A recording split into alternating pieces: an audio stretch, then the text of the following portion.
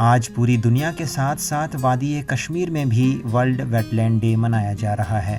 اس دن کو منانے کی اصل وجہ عوام میں آبی پناہ گاہوں کے بچاؤ کے حوالے سے بیداری اور شعور پیدا کرنا ہے۔ جو بھی ہمارے ویٹ لینڈس ہیں کشمیر میں، ان کی بہت زیادہ امپورٹنس ہے۔ بہت زیادہ امپورٹنس اس لیے ہے کیونکہ جو یہ ایکچولی مینلی یہ فلڈ جو بھی ہے ایکومولیٹ کر رہے ہیں اپنے جو بھی ایریا ہیں اس کے، وہ پہلے فلڈ ایکومولیٹ کر رہے ہیں۔ اس میں مینلی جو بھی فلڈ آتا ہے تو پہلے ہی ان ویٹ لینڈس میں جمع ہوتا ہے۔ دوسرے کڈنیز ایز اے کڈنیز بھی یہ کرتے ہیں، مطلب اس میں یہ پروسیس ہوتا ہے اس میں۔ اور دوسری یہ بات ہے کہ جو بھی ہمارے ویٹ لینڈس ہیں ان کی اہمیت لوگوں کو پتہ چلنی چاہیے۔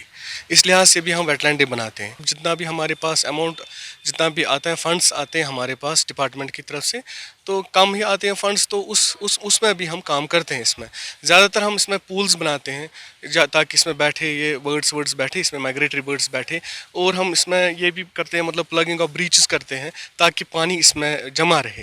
آج ہی کے دن سن 1971 میں آبی پناہ گاہوں کے تحفظ کے حوالے سے رامسر کنونشن قرارداد ایران میں پاس کی گئی تھی۔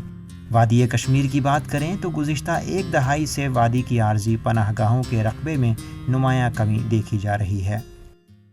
جب ہم خوشحال سر کی بات کریں گے، گل سر کی بات کریں گے، یا جھیل آنچار کی بات کریں گے، یا بیاری نمبر واٹر لگون کی بات کریں گے، آپ خود بھی دیکھ سکتے ہیں ان کا تقریباً 75-80% وجود ختم ہی ہوا ہے۔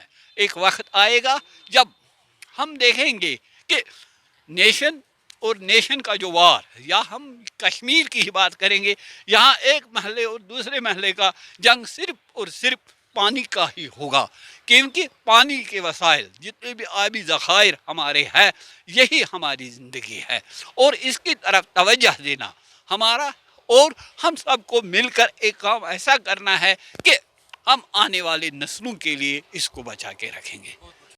سن 2014 میں آئے تباہ کن سیلاب کی وجہ سے ان آبی پناہ گاہوں میں کافی ملبہ جمع ہو گیا، جس کی وجہ سے اب ان پناہ گاہوں کی صفائی کرنا بہت ضروری ہے۔